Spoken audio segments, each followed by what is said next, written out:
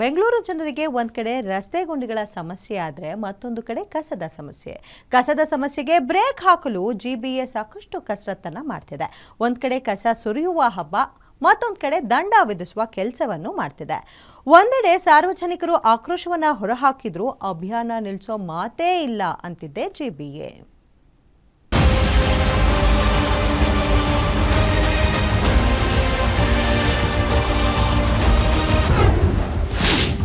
ಮನೆ ಮನೆ ಕಸ ಸುರಿಯುವ ಅಭಿಯಾನಕ್ಕೆ ಸಿಟಿ ಮಂದಿ ಗರಂ. ಪಾಲಿಕೆಯಿಂದಲೇ ಇನ್ನು ಮುಂದೆ ಆಯ್ದ ಸ್ಥಳಗಳಲ್ಲಿ ವಿಲೇವಾರಿಗೆ ನಿರ್ಧಾರ. ಬೆಂಗಳೂರು ಸಿಟಿ ಒಂದಲ್ಲ ಒಂದು ವಿಷಯದಲ್ಲಿ ಚರ್ಚೆಯಾಗುತ್ತಲೇ ಇರುತ್ತದೆ. ಅದು ರಸ್ತೆ ಗುಂಡಿಯಾಗಲಿ, ಟ್ರಾಫಿಕ್ ಸಮಸ್ಯೆನೇ ಆಗಿರಲಿ. ಕಸದ ಸಮಸ್ಯೆ ಕಡಿಮೆ ಮಾಡಲು ಗ್ರೇಟರ್ ಬೆಂಗಳೂರು ಪ್ರಾಧಿಕಾರ ಅಭಿವೃದ್ಧಿ ಅಧಿಕಾರಿಗಳು ಒಂದಲ್ಲ ಒಂದು ಕಸರತ್ತನ್ನ ಮಾಡ್ತಾನೇ ಇದ್ದಾರೆ. ರಸ್ತೆ ಮೇಲೆ ಕಸ ಎಸೆಯುವವರನ್ನ ಗುರುತಿಸಿ ಅಂತವರ ಮನೆ ಮುಂದೆ ಕಸ ಸುರಿಯೋ ಹಬ್ಬ ಅಭಿಯಾನ ಮಾಡ್ತಿದೆ. ಆರಂಭದಲ್ಲಿ ಇದಕ್ಕೆ ಮಿಶ್ರ ಪ್ರತಿಕ್ರಿಯೆ ವ್ಯಕ್ತವಾಗ್ತಿತ್ತು, ಆದ್ರೆ ಈಗ ಸಿಟಿ ಮಂದಿಯಿಂದ ಭಾರೀ ವಿರೋಧ ವ್ಯಕ್ತವಾಗ್ತಿದೆ.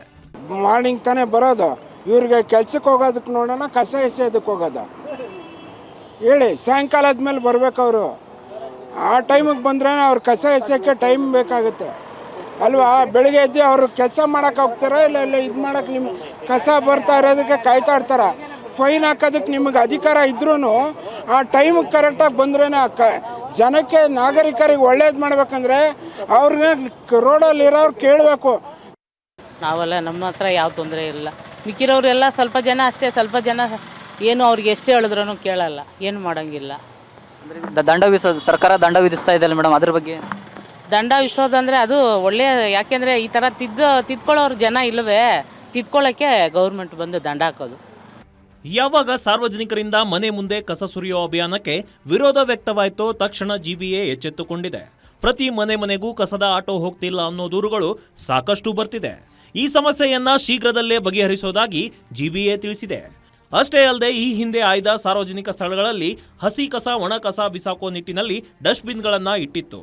ಮತ್ತದೇ ಕೆಲಸವನ್ನ ಕಿಯೋನಿಕ್ಸ್ ಸಹಯೋಗದಲ್ಲಿ ಮಾಡುವ ಚಿಂತನೆಯನ್ನ ಜಿಬಿಎ ಮಾಡ್ತಿದೆ. ಬೆಳಿಗ್ಗೆ ಏನು ಕೆಲಸ ಮಾಡ್ತಾ ಇದ್ದಾರೆ ಅವರು, ಬ್ಲ್ಯಾಕ್ ಸ್ಪಾಟ್ ಕ್ಲಿಯರ್ ಮಾಡ್ಲಿಕ್ಕೆ ಶುರು ಮಾಡಿದ್ದಾರೆ. ಸೊ ನಮಗೆ ಎರಡು ಸಮಸ್ಯೆಗಳಿದೆ.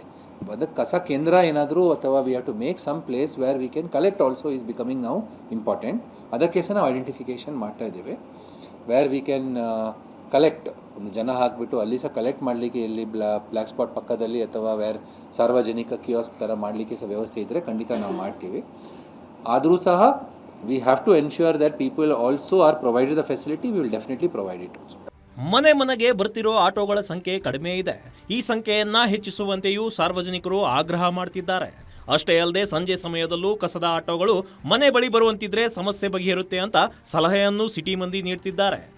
ಸಾರ್ವಜನಿಕರ ಈ ಸಲಹೆಯ ಮೇರೆಗೆ ಜಿಬಿಎ ಯಾವ ತೀರ್ಮಾನ ಕೈಗೊಳ್ಳುತ್ತೋ ಕಾದು ನೋಡಬೇಕಿದೆ. Sangamesh Metre, Guarantee News, Bengaluru.